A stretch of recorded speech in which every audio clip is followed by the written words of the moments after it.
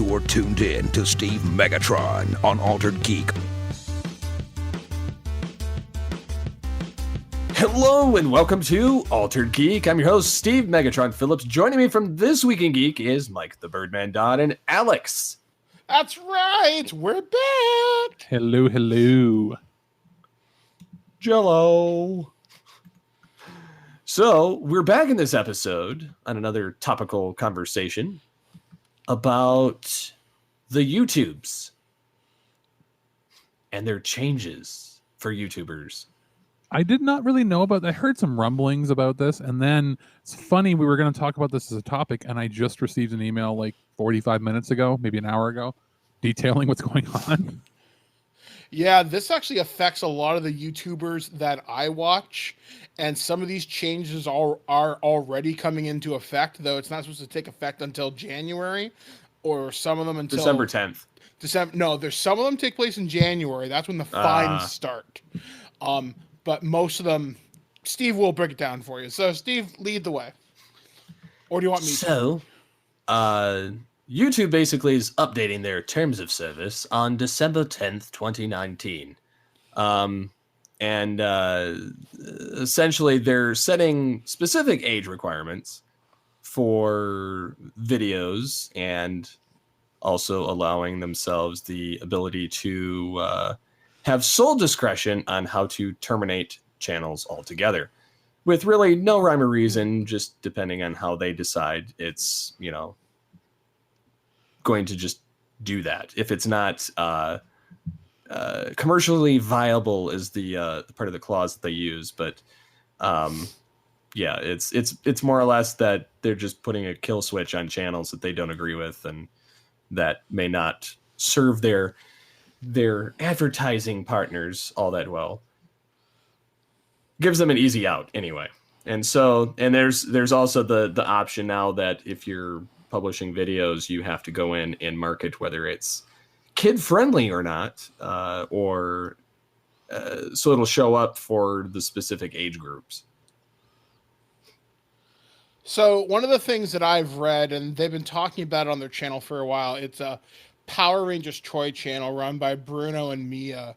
And this is what they wrote about an hour ago. I'm just going to read a section of their Facebook post on it.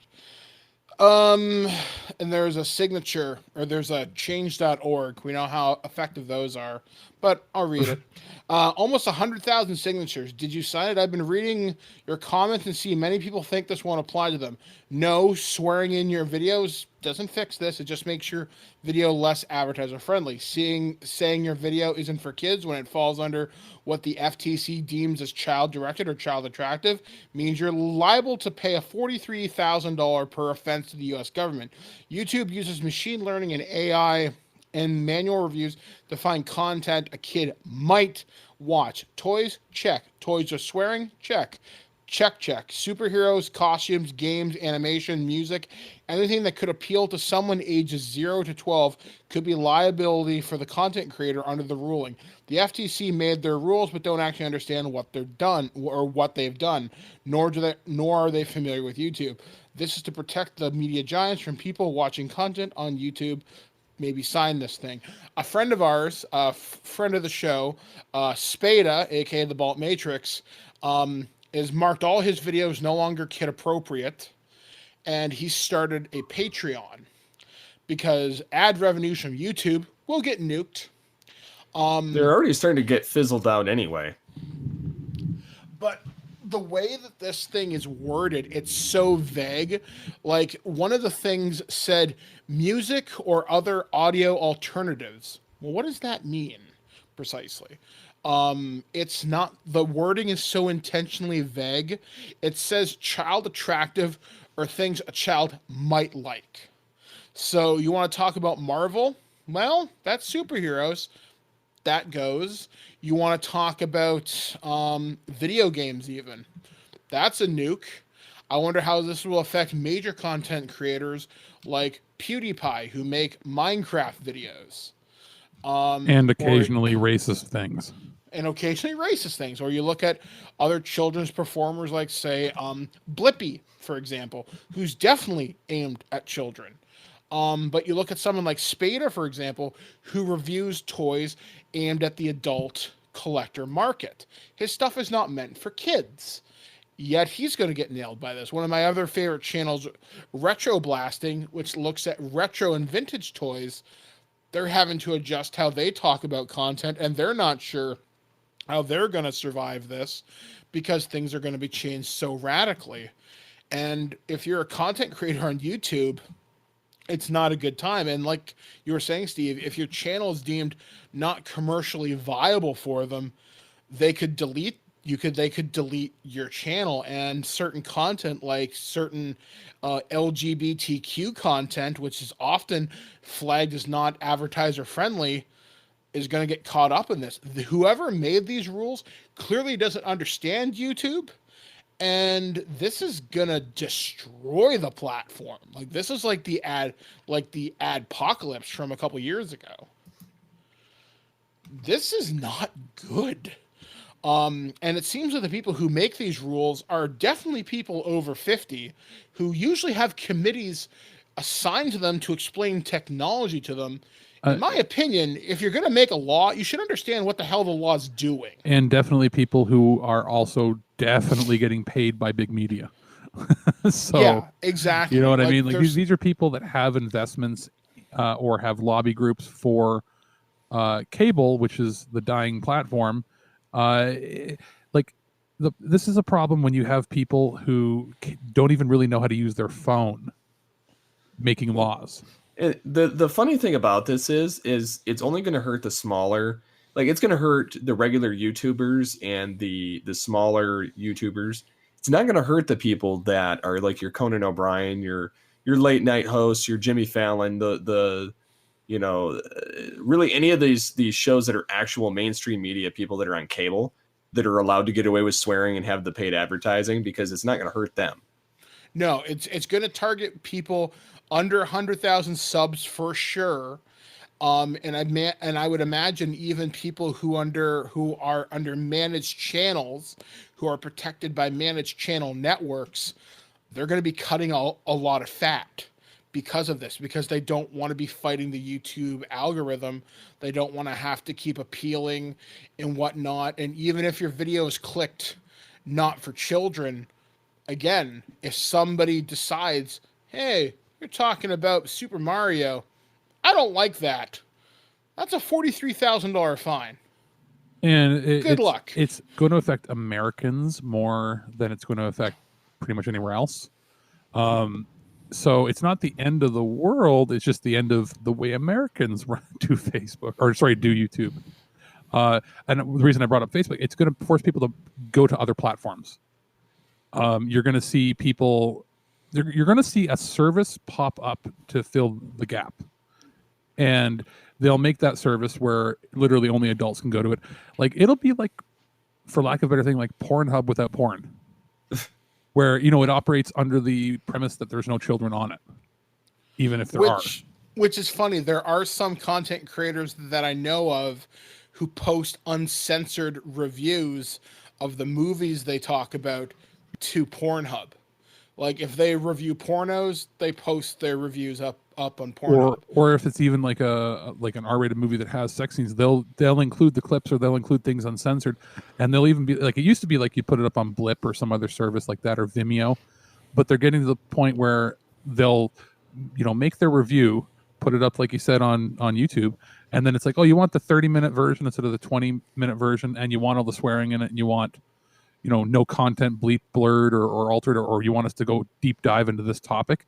They throw it on sites like that. So, or it actually might bring more people back to podcasting. And I'm not talking like audio podcasting. Like, you remember when video podcasts were a big thing?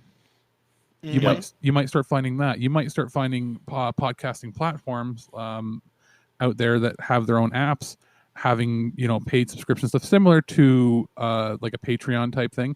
But you might start finding like where they're going to have, it'll basically be YouTube, but on the streaming platform private apps. And you can make it where when you install that app to watch it, you are agreeing to be over a certain age and all that. And if you're not, then nothing can be done. It's how right now it's the fact that anybody can pretty much watch anything anytime they want on YouTube. If you make it so that you have to seek it out to curate what you want to watch, then their onus is on you for making sure your kids aren't watching.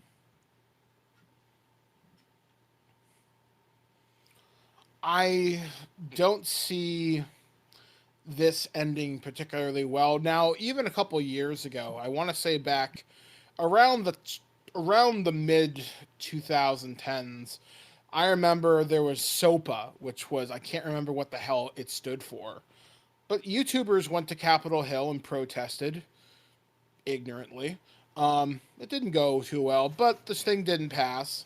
I wonder if there will be something similar where bigger YouTubers might come out and say something. I know people are talking about a YouTubers union, but since you're not technically employees of YouTube or Google, I don't see how that would work. And this is where I'm not totally familiar with.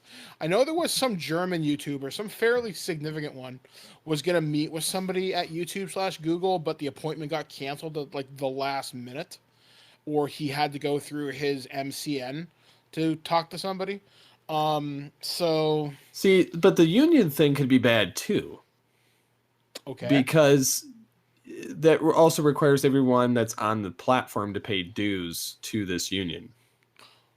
I don't see a problem with it if they're honestly, I mean, it's if the dues weren't ridiculous, if you're paying like $20 a month, who gives a But if you're crap? not making anything in the first place by posting to YouTube, True, but if you're a content creator, you're already paying out for your art anyway. It's an investment, to say the very least. Plus, it would give you resources. You cannot form a union if you're not employed. that is true. Yes. This is not even a case of independent contractors. You're not an independent contractor. You're just literally walking into a market square, setting up shop, and taking the money that they give you for allowing you to set up shop there.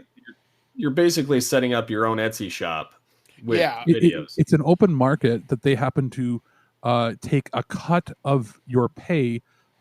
If you want to say, oh, they monetize and give you some of their pay, no. Look at it like this.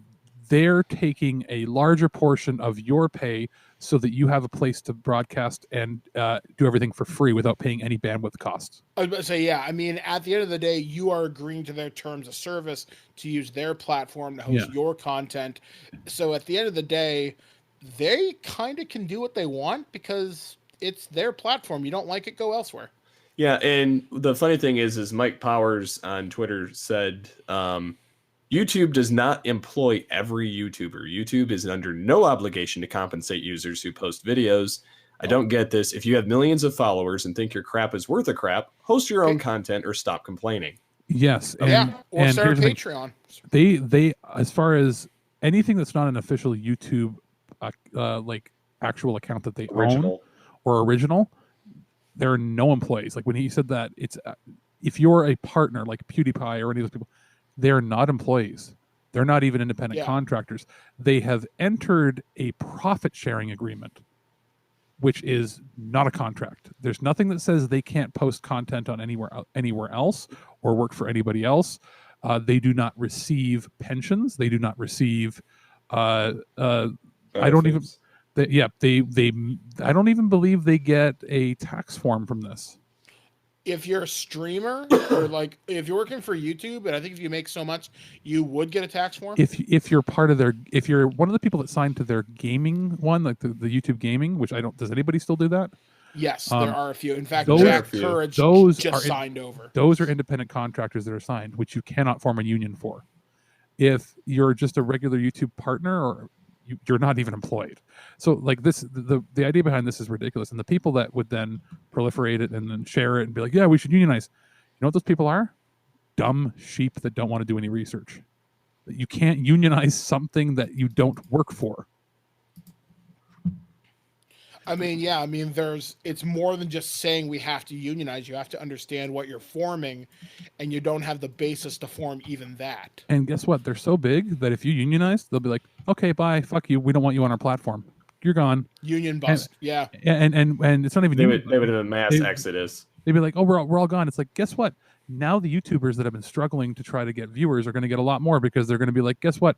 These guys are gone and they're nowhere to be found, but these guys are here and they're pretty good. Like, Yep. there's when you have 6 It's a billion rotating people, door. it's 6 billion people posting things. You know what I mean? Like, it's just because the top elite, maybe 10,000 or 20,000 people are pissed. Guess what? Move the fuck along. We'll just make new stars. Like, it's this isn't a mom and pop shop. This isn't like you're working for Ford or a manufacturing. They're not giving you a paycheck. You get money when you make money. You know what I mean? Like, this isn't. They're not giving you a weekly salary. They're not giving you a pay per video. They're giving you pay on a purely, like, not even consignment. Like, you're getting paid whenever they make ad money. Yep. Which could, and depending on your views, could be never. Yeah, that's entirely true, because if you don't, like, unless you're breaking a certain view threshold, you're not making anything. And to them, you're basically worthless until you do. Yeah, you're not, quote unquote, commercially viable. Even people that are high up sometimes never get a straight answer from their actual rep. The only people that are ever going to get anything done on YouTube as an actual employer or partner are the people that are signed to YouTube original projects. And for the most part, I would argue anybody with a very high public profile. Even PewDiePie can't get straight answers about things. We're talking about, like, if PewDiePie asks, hey, how does your algorithm work? How can I do things to boost this? He gets the same response anybody else does. They might push it to the top manually, but they won't explain to him how their algorithms actually work. If you are somebody working for MGM Production Studios developing a show for YouTube Originals, you're damn straight in their contracts they're going to show exactly how their algorithm works. Mm-hmm. So, you know what I mean? Like, it's people have a level of entitlement. They think they're entitled to something. This is, again, an issue of people that, especially that only grew up knowing YouTube existing. Like, there are people that think my job is going to be, I'm going to be a YouTuber because since I was 4 years old, YouTube has been around. And it's like, no, those of us that were old enough to remember a time before it were like, people made videos without ever thinking they could possibly make money from it because they thought it was fun. Well, like, look at eBaum's World and albinoblacksheep.com and stupidvideos.com. Oh, God, we did things for the pure enjoyment of the fact that we were putting crap out there that was hilarious. And it was for internet cred and for the lulz back in the day, before that was exactly. Yeah, for the lulz. I don't even hear that anymore. We're old. But like, think about this. People talk about like the Gangnam Style being the first video on YouTube to hit 1 billion views because it was tracked. I'm willing to bet that there are a few old Newgrounds and eBaum's World videos that have had more because they didn't track them the same way back then. Frederick Fox. Yeah. Geez, like, what was the Chuck Norris one? Ultimate. The Ultimate Showdown of Ultimate Destiny. Yeah, that one's awesome. Yeah. The whole, like, hell, that culture created an entire theatrical movie. Remember Snakes on a Plane? Yep. That only happened because of those few websites, because of just how fervent the fans were that they made a multi-million-dollar movie and changed the title of the movie and even influenced the script in days before YouTube existed. So YouTube, is the latest line. It's just that it's the most traditionally it's been the most, like, public facing and, like, casual friendly site. But there's going to be something to come around that if they can't fix this themselves, if they don't have the money to lobby to get this thing fixed, there'll be alternatives that come around. It might not be like, it might go back to being more boutique like it used to be. Like a Blip or something. Back in the day when you'd get, like, how many websites, like, we found ways to watch things. If it wasn't real media files, it was watching Flash videos. Like, some of the most creative, funny, most watched, we're talking millions, maybe even hundreds of millions of views videos are, remember the old Flash videos, like the Napster bad ones? How many millions of times do you think somebody saw Napster bad, money good? Like, or any of those old Flash ones. So there'll be ways that people get around it and create content to watch. The days of super big Wild West money from monetization is gone. Because there were no rules. Like, it's gone, and if you're whining about that, you should have had a backup plan. Well, it's like, especially all these people trying to get into YouTube now, or any of these other platforms. It's extremely difficult. Yeah, we put, because of the new platform we're on, it allows us to post videos of our podcast. Get stragglers here and there that'll watch. But it's another platform to put things up. We're not expecting money out of it. We're not going to. You think with the content we put up, we're going to the videos are monetized, but we're not going to see a penny of it, because you might say something that gets demonetized, whatever. We're not worried about that because we're an audio-based platform usually. But it is nice to have an extra platform to put things out on. But people that are banking on being there, you need to diversify. You need to be able to have your content in multiple places and not just have a Patreon. You need to find ways to be making money, have backup plans. Don't store your videos on there and then delete your local content. Make sure you've got backups. Make sure you have a secondary platform that you could switch to at a moment's notice. Yep. No, that's totally right. Like, I'm very curious to see how this will affect the smaller channels. Like I said, under 100,000. January is going to be a very interesting time to be a YouTuber. And it will be interesting to see how it affects international too. I think you'll see a lot of YouTubers retire, especially if they do kid-friendly content or kid-adjacent content. You know where I blame this on? All those fucking Peppa Pig videos. Peppa Pig eats poo burgers with the Joker. And all those weird things that were like pseudo pedophilic videos that were coming out, where it's like, it's bath day and it's like mommy and daddy give so and so a bath and it's just them bathing their kid. There were articles on that like all over the news. Yep. About basically they had found a way to abuse the algorithm. This is before they changed it and then didn't tell anybody how the algorithm worked, where they were literally getting 100 million views of somebody bathing their child, and it's like, that's weird, disturbing. This is, and they're like, oh, it's innocent. If you're a parent putting that up there, you're a fucking scumbag, because you're trying to make money off of like you're making, under the guise of it being like a vlog, you're making money off of creepy people looking at your kids taking a bath, or you're making and it's like, oh, it's not. Well, it's not because it's adjacent to it. It's not. It's just okay enough. And they were making money off that. And when that hit like national and international headlines and it changed the algorithms and all this, it was proven that you could watch a video about pretty much anything, and if you left autoplay on, by the 12th to 15th video for kids, it almost always ended up on these types of videos. That you found that there was something seriously wrong with their algorithm, and these people were getting monetized. There were people like vlogging their kids, like doing tea time. I'm sorry, your kids don't get to choose what's right or wrong for them when you're the one forcing them to be entertaining on the internet for rando people, so you can get like $3 or $4 grand a month off of your kids. Didn't somebody get sued or arrested for child abuse because of this? There's a few cases about that went around, and I'm not sure how they ended up finally, doing everything, but I feel like all this change happened right around this, which is what, about 2 years ago, 2.5 years ago? Yeah, 3? It was about that time. And that's what caused the like Armageddon when it came to the ads and the revenue, because basically, it's like, well, we're not abusing our children, but we're kind of making money off pedophiles watching our kids bathe. And like, I feel like that is all the lawmakers saw, and they're like, well, this is what the internet is. And it's like, no, you got creepy people that are abusing the system, and they needed to have like a coalition of not just YouTube. They needed to have like people from other video platforms around the world, like Vimeo or any other platform that lets you post videos to. Hell, even Pornhub and those, because they operate I don't know how many sites.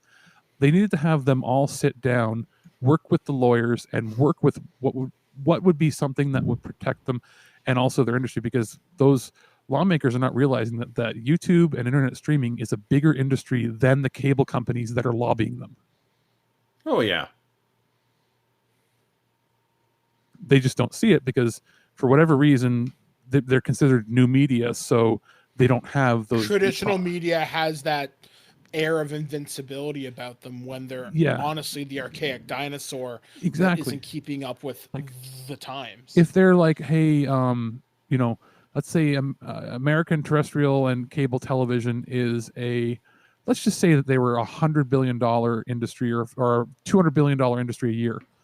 YouTube and all of internet streaming is bigger than that because it's global. And what proves that is look at all these companies getting into their own streaming apps, control the content, get exact viewership numbers, basically shape the content for your viewers, where you can't do that with cable companies. And I feel like a lot of these cable companies and a lot of traditional broadcasters have gone, well, shit, we can't go after Disney. We can't go after these companies for making their own streaming apps because they're old media too, and they're even deeper pockets than us. Like, TV companies can't go after movie companies. They just don't have that kind of money.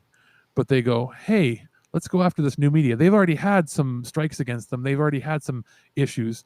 So let's get them to draft a law that benefits us, even if we're a dying industry. Cable still survives. And that's the end of Alex's rant. Yeah. And I agree, the media industry, they treat new media like it's garbage and act like the traditional method, whether it's cable or it's radio. I have a pet peeve whenever iHeartRadio comes out with some article about podcasting. It's the next logical progression of radio, and we did the first this, and then they get constantly proved wrong because they're full of crap. They're just trying to ride the coattails of the podcast industry. But not to mention there was internet radio. We know people that have run internet radio since the late 90s. Well, podcasting's been going on since 1999. And we're talking 96, 97. There were people that ran basically pirate radio or college radio, streaming online using real media, literally 22, 23 years ago. That was already a thing. Even kind of Winamp, if you knew how to use it, you could stream music. Yeah, the IceCast platform it was bigger in Europe, but there were, when Windows 95 came out, one of the things they were advertising was I think it was Windows 95 Service Pack, one of the Service Pack ABC or whatever it was. One of them was when they invented the micro, was it ASF and the few other streaming formats.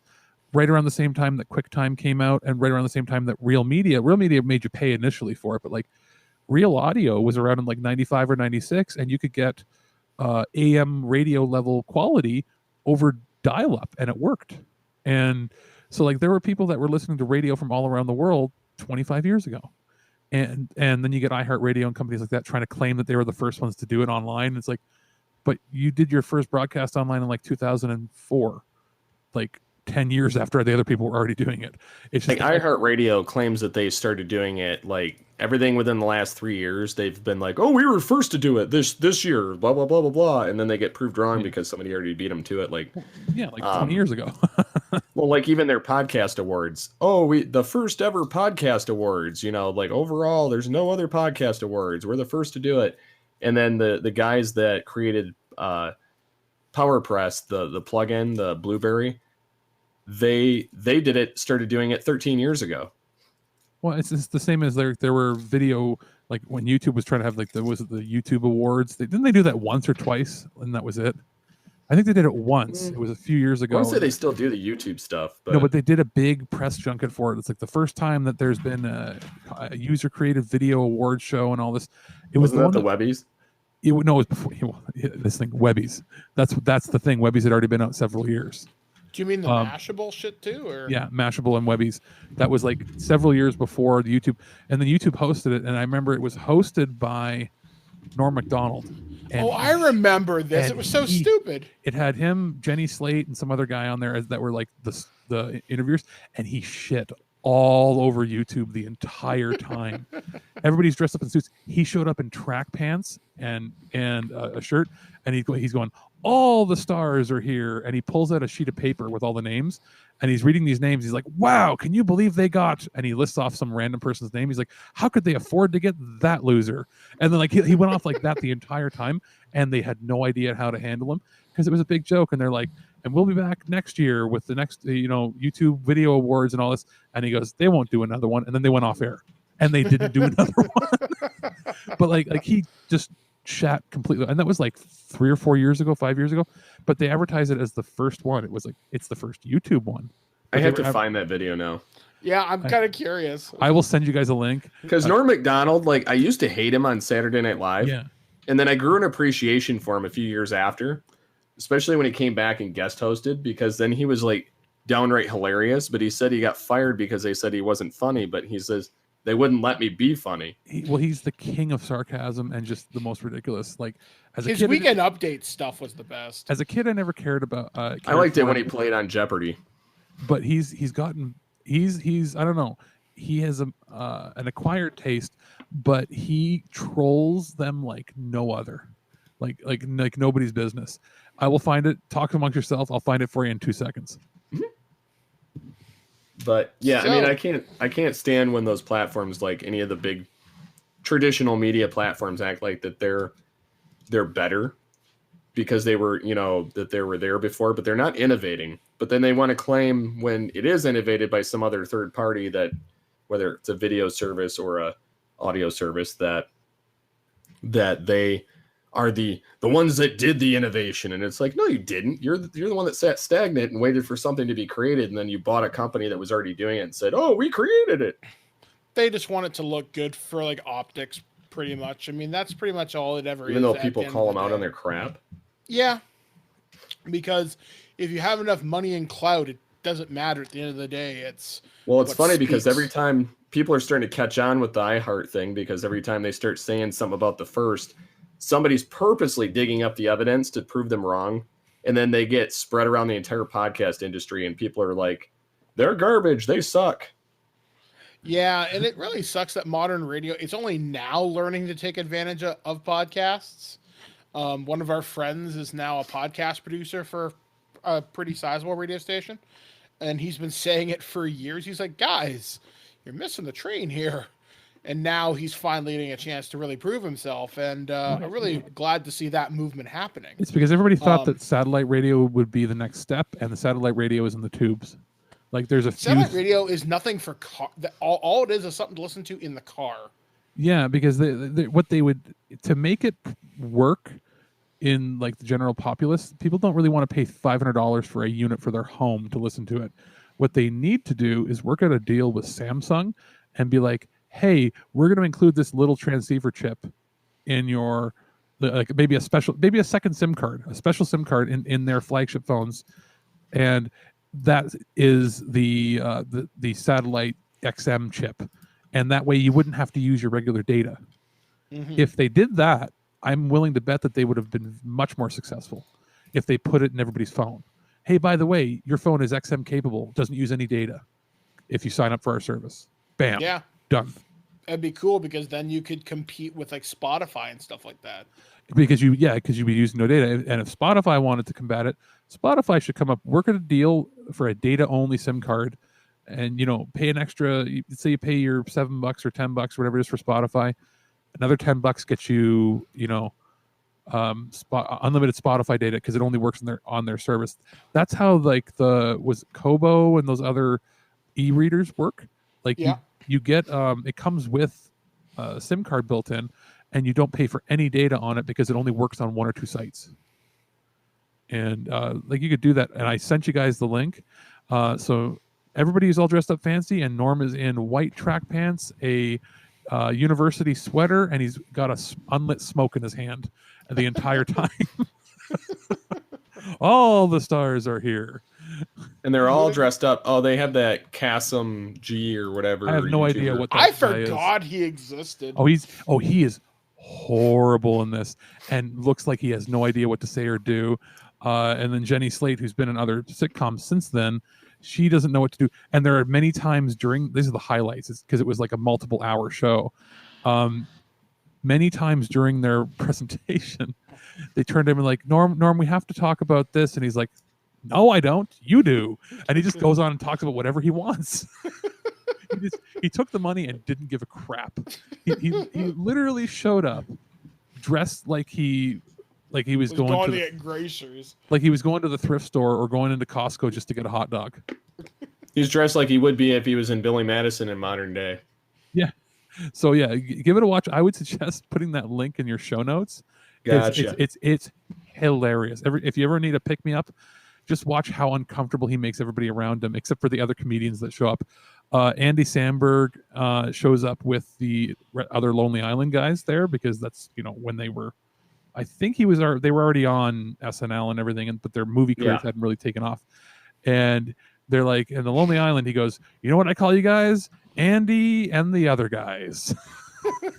And they look so uncomfortable. And Andy just laughs, but then has to cover up because it's like, he shits on everybody. And it's the best thing ever because let's be real. YouTube giving themselves a comedy award show. Really? Because he thought they wanted him to roast it. Oh no, he didn't. He was told to read like it was and just talk to people, and he didn't care. Well, they should know that Norm Macdonald never follows protocol. Well, and that was the thing, and they put him with two people that were not equipped to handle him. I would have been laughing my butt off, but like this, because he clearly knew this is when like they tried to make themselves out to be old media. YouTube doesn't need an award show. YouTube, none of these things actually need them because it's a giant pat me on the back fest. Yeah, like if like all of them are like the only ones that I've liked is when you see like movie awards or anything in the field when it's not like you're part of this club like the Academy or even like Viewers' Choice, when it's literally like the Foreign Press or critics, when it's like here or even like if like film schools wanted to sponsor an award and say you've done a lot to push forward the media format, great. But like that's why all these viewerships on these kind of award shows are down every year. It's not because they didn't get Katy Perry to perform or something like that. It's because people are realizing it's BS. They like what they like, and more people care about what the tomato meter than they do about what the Oscars do. Rotten Tomatoes should put on an award show. It would probably bomb though. The only ones that another giant pat me on the back fest, and then nobody would care. Like the only one that was really worth watching back in the day was like the MTV ones because you knew they were bullshit, but they were funny. They did it on always purpose. Worth watching. Now what is it? The Much Music, which was our MTV. They're garbage now. Do you remember what it's called? The MMVAs or something? No, it's the iHeartRadio MMVA Awards. That's right. It's sponsored by iHeartRadio because Much Music doesn't exist as a music channel anymore. They only show reality shows. I hate whenever iHeartRadio is associated with something. But when I worked in mainstream media, for the political commentator site, I hated dealing with them anyway because they were such a pain company, and their back-end infrastructure was so annoying to deal with to get any kind of fixes done. And it was just, I don't know, it was like jumping through hoops on stuff that was really unnecessary. And then they're so arrogant on everything podcasting, even though they're a radio company. Yeah, that's sort of how and that's what happens when traditional business or traditional media tries to move into new media and think that they know how to run things. And yes, they may have the money to back and pay for all these big productions of these people that they create to be influencers, but ultimately, eventually, they will fizzle out. Do you know, can we call this episode I Heart Crappio? Yep. That works. So yes, I guess my final words. I heard Crappio's YouTube. Yes. Now, or how I learned to love the algorithm. Yes, how that works too. How I learned to love the algorithm. We'll make this very Doctor Strangelove. Fear the algorithmic overlords. But yeah, shit, man. Yeah. Sorry. Oh, I kept that as a picture, by the way.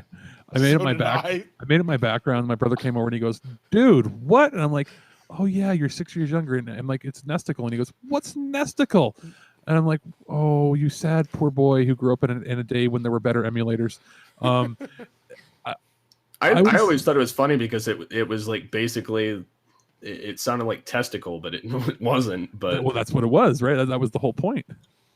That's why I thought it was hilarious, and so I had to download that version because of that. But I mean, it's from the days of the Whereas sites where it's like everything you opened had a video potential info for a virus. Well, it was like not even the crack files, but like the info files were not even like info files. They were actual programs that played a bunch of demo crazy trance European music.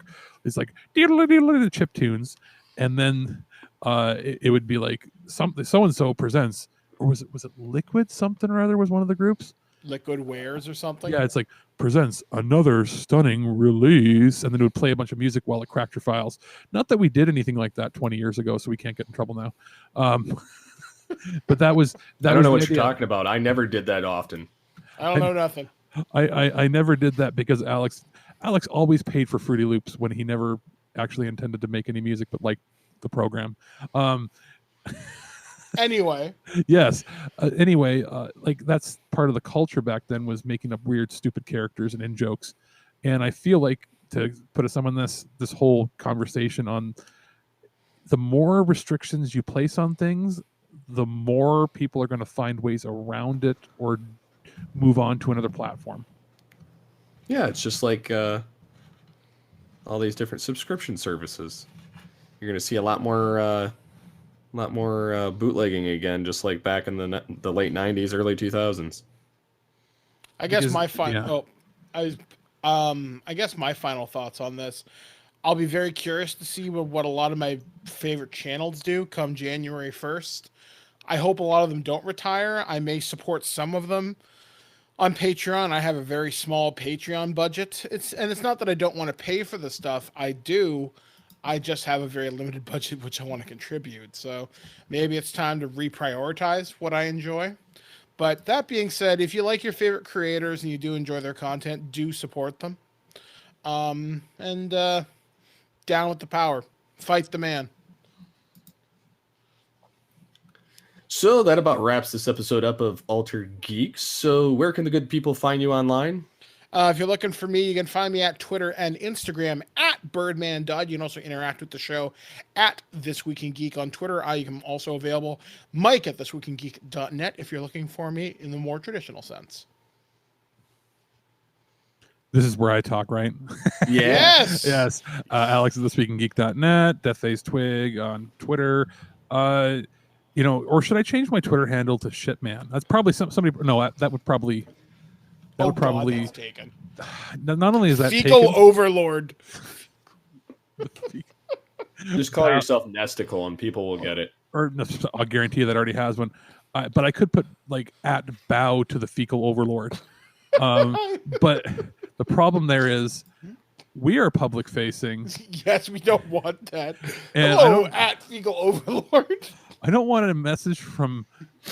I don't necessarily want an email or a message from Apple or from Apple or like Sega or somebody and be like, so Alex, that Twitter handle. What's going on? Or no, even better yet, I don't necessarily want a message sent to me from my Nintendo contact. Being like, so Alex, we notice you're going through a brand change, and I don't know if the next Kirby game is shitlord approved. Even if they do personally listen to our show, it may not be easy to explain to the Japanese board of directors why they're giving games to somebody who's the fecal overlord. So yeah, so I won't change that. Not, at least not right now. I'm good. That's hilarious. Life is like a box of chocolates. You never know what you're gonna eat. On that Anyways, note. I am at SCP-21 on the Twitters. And until next time, get altered, get geeky with the Altered Geeks.